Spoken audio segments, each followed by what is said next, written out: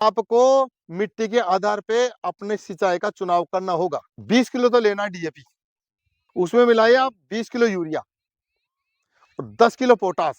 खेती एक व्यापार है जिसमें पैसा लगाते हैं तो पाते हैं, यदि पैसा नहीं लगाते हैं तो कुछ भी नहीं पाते हैं।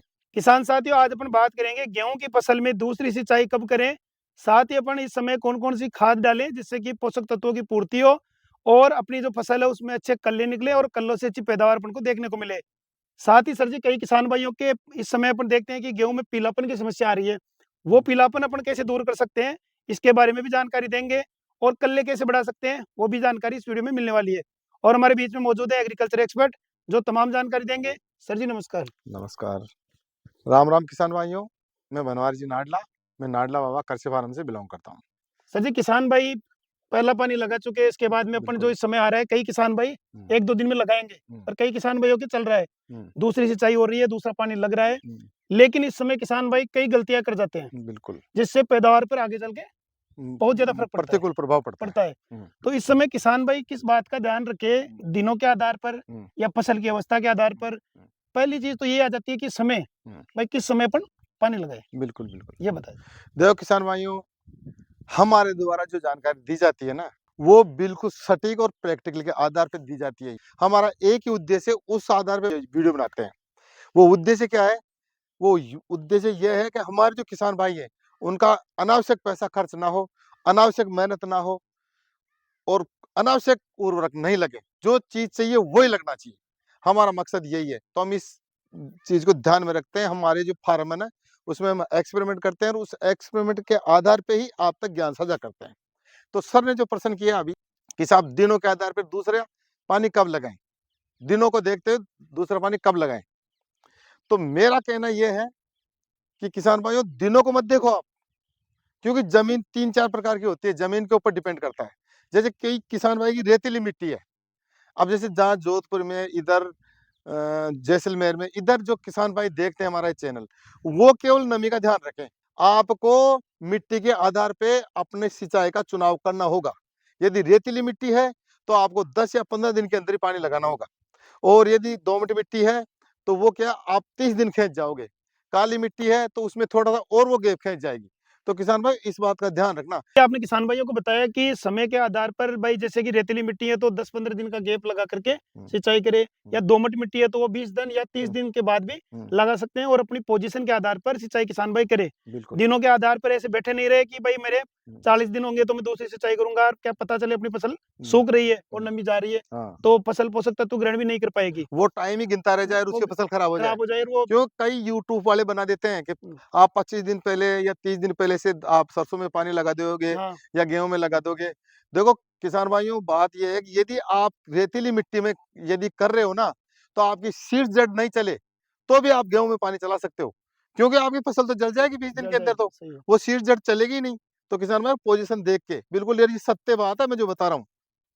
तो सर जी, बात आ रही है अपने जैसे पोषक तत्वों की, भाई अपन जैसे दूसरी सिंचाई करेंगे उसमें सबसे ज्यादा कौन कौन से पोषक तत्वों की आवश्यकता होती है और कौन कौन से फर्टिलाइजर अपन डालें कि जिससे कि किसान भाई का ज्यादा अनावश्यक पैसा भी खर्च ना हो, यानी एक स्पेसिफिक डोज प्रति एकड़ के हिसाब से सही सटीक डोज हो जिसमें अच्छे तो कल्ले निकले और उसका जो फसल का पीलापन है वो भी दूर हो जाए और आसानी से फर्टिलाइजर मिल जाए।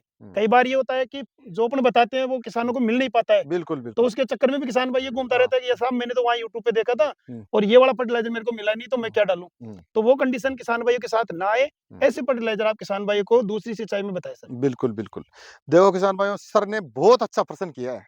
मतलब कि आपके दिल की बात सर ने छीनी है, और हम वही चीज बताएंगे जो किसान को आवश्यकता हो। अनावश्यक चीज हम बताते भी नहीं है, जो सटीक होगी, जो आपको फायदा करेगी, आपका कम पैसा खर्च होगा, वही चीज हम बताएंगे। तो किसान भाई, जब दूसरे पानी की बात आती है ना, तो क्या गेहूं कलनों पे आ जाता है, फूटा होना स्टार्ट हो जाता है। तो उसको क्या चाहिए? उसको डोज चाहिए। अब डोज क्या चाहिए? जड़ें भी मजबूत होना चाहिए, तना भी मजबूत होना चाहिए, उसमें ग्रीनपन भी आना चाहिए और वो हाइट भी लेना चाहिए। किसान भाइयों को हमने पहले जिंक और यूरिया बताया है, वो लगा भी चुके हैं, उनकी फसल अच्छी भी होगी। अब दूसरे पानी की बात आती है तो देखो किसान भाई, इसमें फास्फोरस भी लगेगा, जो मेन पोषक तत्व है। क्यों बार बार मैं यही बताता हूँ कि मेन पोषक तत्व फास्फोरस रहता है, नाइट्रोजन भी रहता है, पोटास भी रहता है। मगर इसमें क्या है, मेन जो जड़ों को मजबूत करता है, तने को मजबूत करता है, जो आपके दाने की मोटाई बढ़ाता है, उसमें चमक भी लाएगा, तो मेन फास्फोरस ही हुआ ना। जो यूरिया काम है, जो नाइट्रोजन का काम है, वो क्या काम करता है? हाइट बढ़ाता है। यदि आप फास्फोरस नहीं दोगे, हाइट बढ़ जाएगी तो वो पतली टहनी पे रह जाएगा। हाइट बढ़ जाएगी, पतला रह गया, हाइट बढ़ जाएगा तो वो गिर जाएगा। तो किसान भाई इन चीज का जरूर ध्यान रखें आप। तो अब ये जो पोषक तत्व लगाने हैं तो आप क्या है, 20 किलो तो लेना है डीएपी, जिसमें फास्फोरस की मात्रा होती है 46%। अब आपको डीएपी नहीं मिलता है तो आप टीएसपी भी ले सकते हो 20 किलो। यदि ये भी नहीं मिलता है तो आप सिंगल सुपर फॉस्फेट का 1 कट्टा ले सकते हो। उसमें भी क्या है, 16% फास्फोरस आता है। उसमें मिलाइए आप 20 किलो यूरिया और 10 किलो पोटास, माइक्रोराइजा 4 किलो प्रति एकड़ के हिसाब से मिक्स करके और फिर बुरकाव करो। और बुरकाव भी पानी से पहले करो, पानी देना है उससे पहले करो, तो सारे पोषक तत्व तो पानी में घुल के जड़ों तक बैठ जाएंगे वो। कई किसान भाई क्या करते हैं, पहले तो पानी लगा देते हैं और फिर बाद में क्या है, वो बुरकाव करते हैं। तो वो क्या खरपतवार को लग जाता है ऊपर का ऊपर ही। जो खरपतवार उगते हैं ना, छोटे छोटे छोटे छोटे, बथुआ हुआ, चीलवा हुआ, जंगली जई हुई, हिरनखुरी हुई, या जंगली पालक हुआ, ऐसी चीजें है ना, वो ले लेती है और वो गेहूं से भी ऊपर आ जाती है। तो किसान भाइयों आपको क्या है, पानी से पहले लगाना है ये सारी चीजें। ये मिश्रण करके आप बुरकाव करके और बाद में पानी चलाइए, आपकी फसल जबरदस्त होगी। तीसरे पानी का हम वीडियो बनाएंगे और आपको क्या करना है क्या नहीं करना है। वैसे तो डोज में हम पहले अच्छा लेके चल रहे हैं, आपकी फसल कमजोर रहने का प्रश्न ही नहीं है, ये हमारा दावा और चैलेंज भी है। सर जी, आपने जो खादें बताई भाई, इनको डाल करके किसान भाई अपनी फसल की अच्छी पैदावार ले सकता है। लेकिन सर एक कंडीशन किसान भाइयों के साथ इस समय अपन को देखने को मिल रही है, काफी कॉल्स पे आए, कमेंट पे आए किसानों के कि सर हमारी फसल में पीलापन आ रहा है। तो कई किसान भाई तो इस जगह कंफ्यूज रहते हैं कि साहब ये पीलापन कहीं कोई कीट की वजह से तो नहीं है, या कोई फंगस की बीमारी की वजह से तो नहीं है, या कोई पोषक तत्व की कमी के कारण पीलापन है। तो वो भी आप बताइए कि किसान भाई जो अपनी फसल का पीलापन है वो कैसे दूर करे। बिल्कुल बिल्कुल। देखो किसान भाइयों, बात चल रही है गेहूं की फसल की। तो जो हमने पहले बताया यूरिया और जिंक, वो पीलापन को खत्म करने के लिए ही हमने बताया था। मगर कोई किसान भाई नहीं देख पाया और इस वीडियो को देख रहा है वो, और उसकी फसल पीली पड़ी है। तो जो हमने डोजे बताए ना दूसरे पानी में, ये सटीक है, मगर इसमें थोड़ा सा परिवर्तन करना है आपको। जो आप हमने 20 किलो यूरिया बताया ना, उसको आप 40 किलो तक कर लीजिए। बस 20 किलो और बढ़ा दीजिए उसमें, यदि उसके पीलापन है तो। जिंक तो इसमें डालना ही नहीं है, क्योंकि हमने ऐड कर दिया फास्फोरस। तो फास्फोरस के और जिंक के क्या है, थोड़ा रिएक्शन होता है मामूली सा। तो वो क्या है कि एक पोषक तत्व तो काम करना बंद कर देता है। अब कोई किसान भाई कमेंट कर सकता है, साहब आपने तो पहले ही खूब बता दिया, हमारा खर्चा करवा दिया। नहीं, ये जरूरी है किसान भाइयों, ये बहुत जरूरी है। इतना सा खर्चा आप करोगे ना, तो उधर जाके आपको अभी 2,000 का खर्चा हो गया, तो आपको उधर 10,000 का फायदा होगा, ये गारंटी है हमारी। आपकी तूड़े की मात्रा भी बढ़ेगी और क्या है, अनाज की मात्रा बढ़ेगी, पैदावार आपकी डबल होगी, ये गारंटी की बात है। आप इस तरह करना, ऐसे नहीं आप कंजूसी कर जाओ। ये तो पैसा लगाना ही है आपको।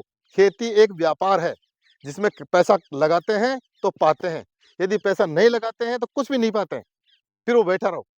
तो मैं ये चाहता हूँ कि ये जो खेती छुपी हुई बेरोजगारी है ना, इसको बदल दो मेरे किसान भाइयों, इसको बिजनेस बना लो आप।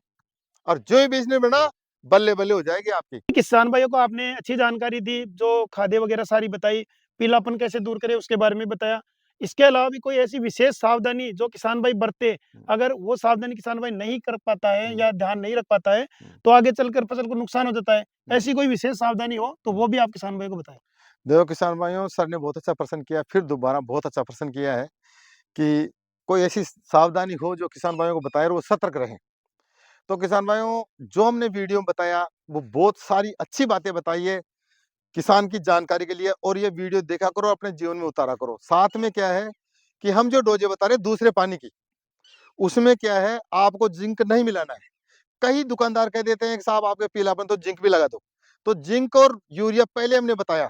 अब फिर भी पीलापन है तो आपको यूरिया की डोज बढ़ानी है, क्योंकि जिंक आप मिलाओगे तो अब इस टाइम पे हम डीएपी दे रहे हैं, और डीएपी में होता है फास्फोरस, और फास्फोरस के जिंक का होता है क्रॉस, है ना। तो क्या है, फिर एक पोषक तत्व तो काम करना बंद कर देगा, या तो आपका फास्फोरस बेकार हो जाएगा या आपकी जिंक बेकार हो जाएगी। तो उससे क्या मतलब है, देना ही नहीं है ना अपने को।